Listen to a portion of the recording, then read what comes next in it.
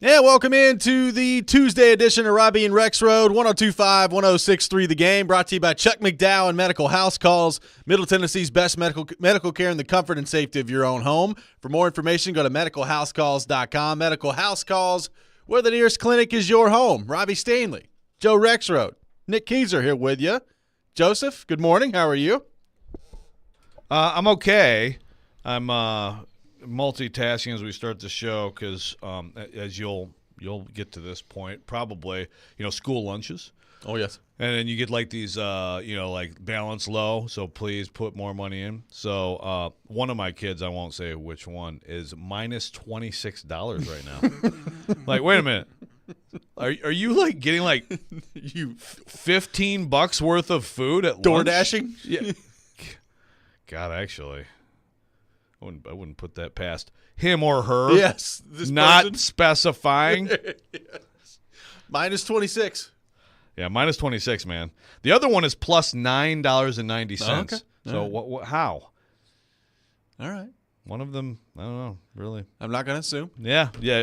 No, who knows? It could be. Could be any of them. Yeah, absolutely. That's right. Nick Keyser, good morning. How are you? Good morning. I'm good. Joe, so have one of the kids not had the personal finance class that's required at the high school level in Tennessee? Is that required? Yeah, it is, because when I graduated, you had to have it. Really? Well, Yep. one of them is in middle school, Well, there's so that. no. Oh, okay. Well, you said one of two there. Well, So and one's been through high school, one's in high school, and two of the three have taken the personal finance class, which is a great class. Ah. I mean, truly, like some of the conversations we have, even about like credit card debt and stuff like that, it's like I would have liked a personal finance class in Yeah, high school. me too. That would have been probably good for me, but I guess if you got to have like 6 burgers at lunch, you got to have 6 burgers at lunch, Look, when you have that metabolism at that age, knock yourself out, man. Yeah. Doesn't last forever. Yes. We got a lot to get into on the program here today. Wes Rucker from Go Vols 24/7 will be with us at 8 o'clock. Lots going on with the Vols right now, in whether it's the baseball team, basketball team adding people in the portal like they did yesterday, football team losing people in the portal like they did yesterday. We'll get into all that with Wes coming up at 8 o'clock.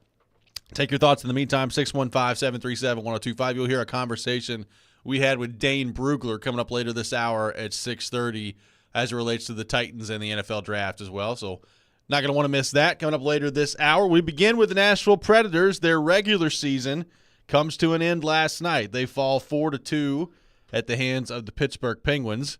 And, Joe, it was a game that went basically how I expected it would go. I said this before the game and was tweeting about it. I thought it was going to be virtually impossible for the Predators to match the intensity / desperation / whatever words you want to throw in there of the Pittsburgh Penguins last night.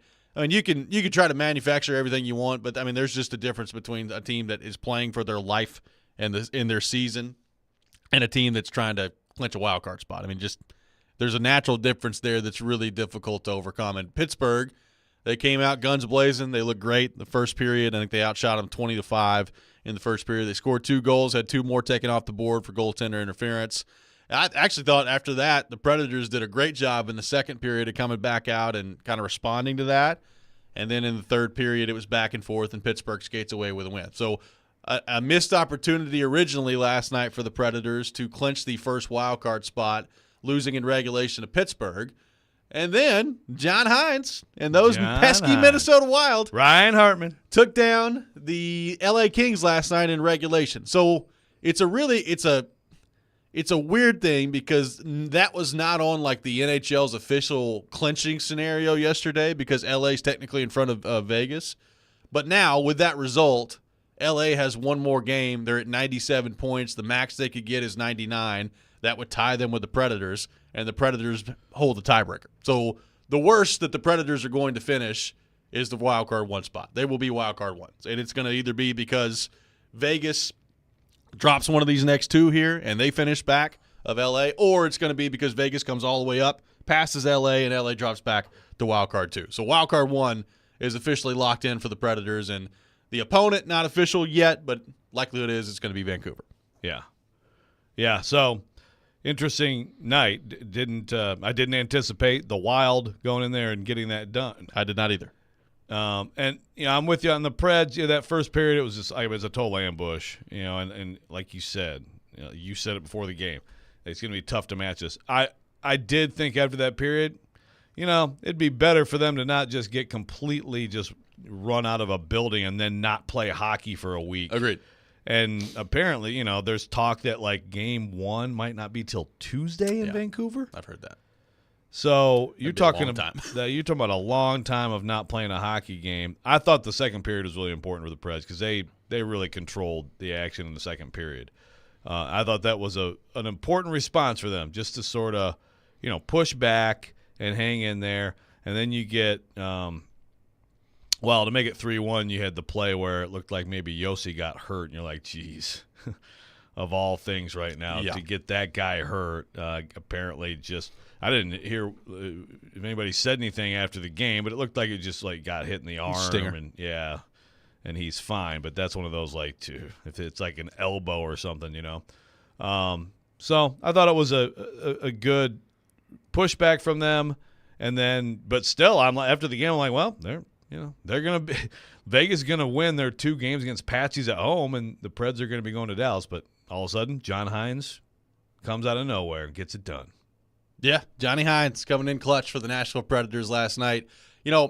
I with the way the first period went, I mean, they were outshot 20-5, but it was more about like the traffic in front of the net. I even tweeted, I was like, I might get UC Saros out of there after the first period because, he was taking a lot of contact. There was, plays, there were collisions around the net, and I was like, the last thing they need right now is to get him, hung between a post here and caught up and hurt. Obviously, they didn't do that. He got in some good work after that. Ultimately, that probably is best case scenario for the Predators is him sticking in there and getting out of there.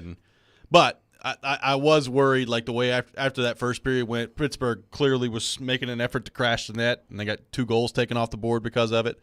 They were right around the net, and I was like, okay, let's get UC Saros out of here healthy. And then when Roman Josi got hit with that shot, I was like, oh, God, you got to be kidding me.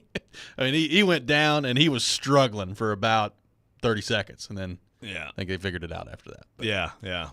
So it turned out, they get out of there. I believe they're unscathed, I think. Yeah. And look, now if it is Tuesday, it's going to be Vancouver, right? Yeah. So basically it could be still technically could be Edmonton. It could. Vancouver needs 1 more point to wrap up the division. Yeah. Now the other part of that is Vancouver has not Dallas has not wrapped up the first spot yet either. So, technically, there's a chance that Vancouver could win the first spot, and that Dallas would be the division winner, but wild card one matched up against them. Yeah. So there's still some work to do there. Jeff Patterson, who covers the Canucks up there for a variety of different things, Rinkside Vancouver, says 2 points, clinch the Pacific, stay in hunt for the top spot in the West for Vancouver. 1 point clinches the Pacific, but Dallas is out of reach. 0 points would need a point in Winnipeg in Game 82 to clinch the division, and the Oilers still alive for the division title. So basically, if Vancouver is going to catch Dallas, they got to win both of their remaining games and hope that Dallas drops them. If they get just 1 point. Dallas has 1 game left, Vancouver has 2. Right. So if they get just 1 point when they play Calgary, which I guess is tonight. I'll have to go look at the schedule. But if they get 1 point, they'll still clinch the division. But then that would kind of lock in the matchup. 1 point against Calgary, they're the Pacific Division champs, and they can't catch Dallas, and then you'll know that it's Vancouver. So it's probably academic, but since there's a possibility, what about just the 8 days as opposed to 5 days before you play a hockey game? Because there's probably a pretty decent chance that the Dallas series could start on Saturday. Yeah. Well, it would be – first off, the Predators are off today, so I think we knew that was going